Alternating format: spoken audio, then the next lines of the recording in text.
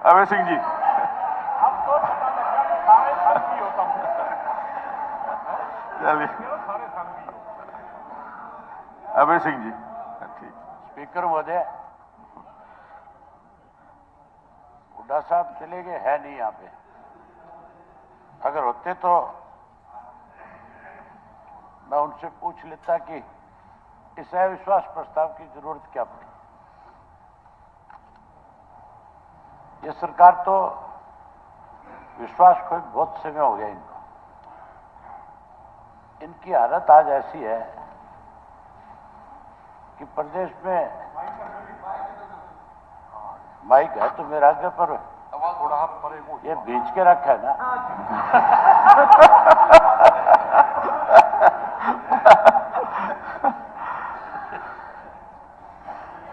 आज इनकी हालत ऐसी है कि बिना सुरक्षा के ना तो इनका चीफ मिनिस्टर कहीं जनसम्मान में जा सकता, ना डिप्टी चीफ मिनिस्टर जा सकता।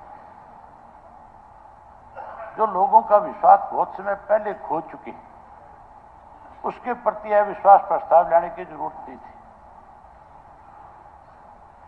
इन्होंने तो विश्वास उस दिन खो दिया जब हमने इस सदन के अंदर इनके सामने प्रदेश में बढ़ते भ्रष्टाचार के ऊपर अपनी बात रखी, सरकार से जवाब मांगा कि इस भ्रष्टाचार पे आपकी सरकार ने अब तक क्या रोक लगाई है। हैरानी की बात है, सरकार स्वयं ये मानती है कि औसतन हर महीने भ्रष्टाचार के 15 लोक सेवकों की गिरफ्तारियां इस प्रदेश में हो रही है। उसके साथ साथ रिकॉर्ड की बात है कि 4 आईएएस अधिकारियों के ऊपर भी भ्रष्टाचार के आरोप लगे। आरोप नहीं लगे, एफआईआर दर्ज हुई, वो जेल गए और जेल जाने के बाद जब उनकी जमानत होगी तो फिर से उनको ऐसी पोस्टों पे लाकर के लगा दिया गया जहां उनके खिलाफ आरोप सिद्ध करने में भी दिक्कत आ रही थी। एक कमिश्नर रैंक का अधिकारी था आईएएस, मिस्टर दैया, वो जब जेल से छूट करके आया, जब जमानत पे आया तो उसको सीधा करनाल का कमिश्नर लगा दिया, जो चीफ मिनिस्टर का अपना जिला है।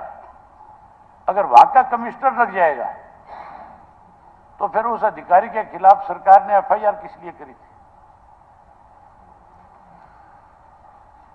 इसी तरीके से इस सरकार के अंदर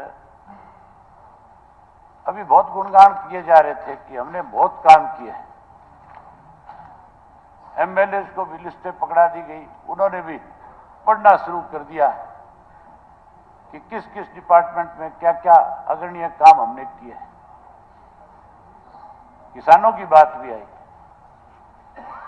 नाडा साहब कह रहे थे कि कांग्रेस के राज में और दूसरे राज्यों में किसानों पे बड़े अत्याचार हुए, गोलियां चली, मारे गए।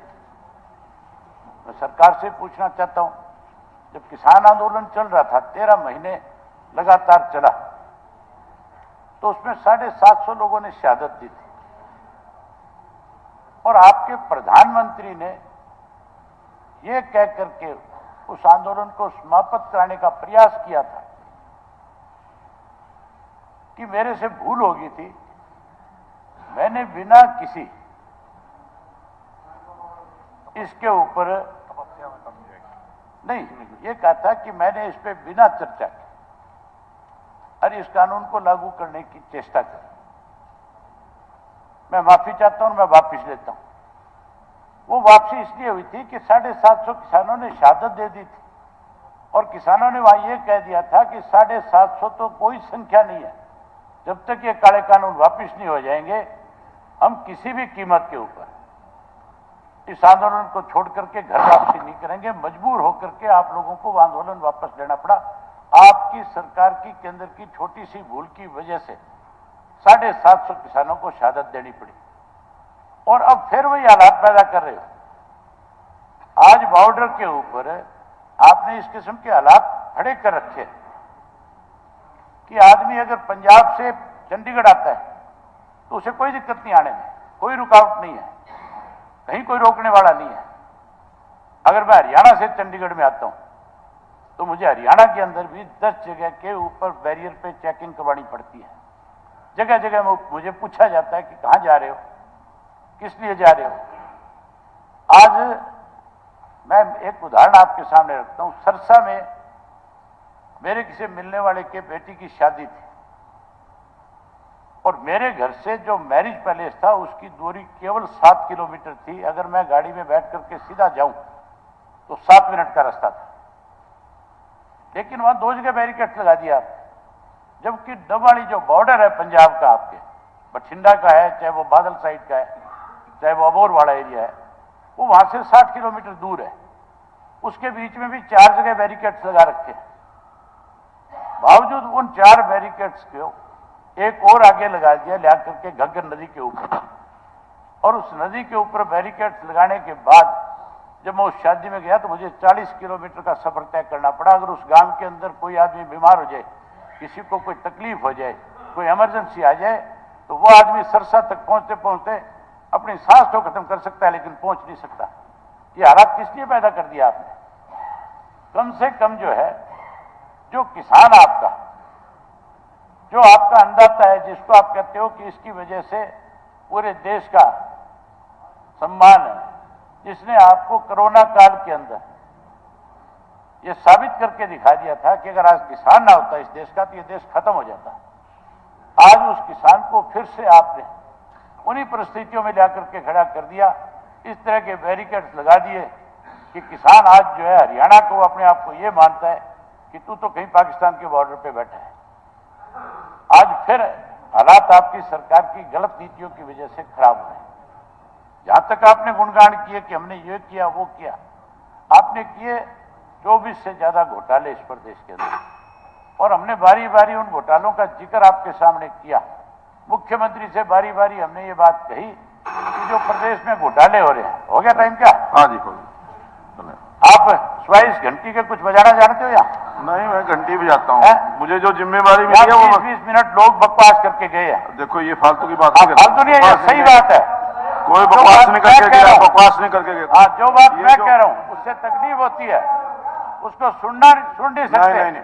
और जो अनर्गल बोल रहे थे, बैठ जाइए, जो मर्जी आए जो कह रहे थे, बैठ जाइए आप, बैठ जाइए, बैठ जाइए, बैठ जाइए, टाइम हो गया। सेकंड का मामला है, 1 सेकंड सिर्फ। अभी आपने नूह के अंदर ताजा मुख्यमंत्री जी यूएपीए लगाया, नूह में तो आपने लगा दिया। जिस दिन नूह की हिस्सा हुई थी उसी दिन आपके गुड़गावा के अंदर एक मस्जिद का जो होता है आपका क्या कहते हैं, इमाम जो है, उसको भी मार दिया गया था। वहां पे क्यों नहीं लगाया आपने? ये भेदभाव क्यों है? किस बात का है? क्या केवल आप मुस्लिम को टारगेट करना चाहते हो? क्या केवल एक इस तरह के मामून खान जैसे